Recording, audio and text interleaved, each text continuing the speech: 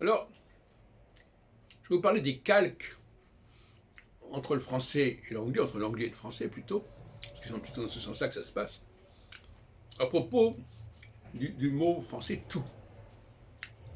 Vous savez qu'en français, on entend tout le temps le mot tout. Parce que je même dis, pourquoi est-ce que je dis à tout à l'heure? À tout à l'heure. Ça n'a pas de sens. Pourquoi est-ce que je dis tout de suite? Pourquoi est-ce que je dis toujours? Pourquoi est-ce que je dis tout à fait? Etc. etc. Donc, c'est un idiotisme particulier aux Français, à ce point-là. Tout va bien, tout compris, etc. Et les Anglais ont récupéré certains éléments, mais pas tous. Nous, on dit surtout, ou avant tout, ils disent before all. Nous, on dit toujours, ils disent always. J'ai déjà montré que always était une déformation de all days, et ça c'est calqué sur toujours.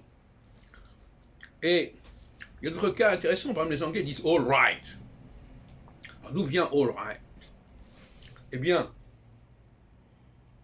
j'ai réfléchi, je n'ai pas trouvé exactement la source, mais à mon avis c'est français encore une fois.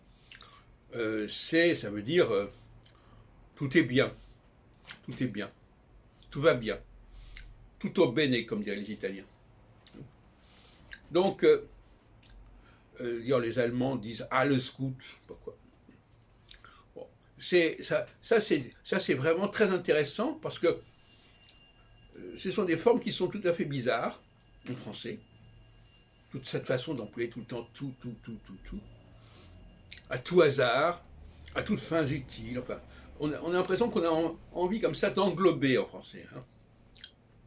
On veut tout de suite. Et donc, des miettes ont été recueillies par les anglophones, mais finalement, il faut bien comprendre que nous, en France, nous avons cette manie d'employer le mot tout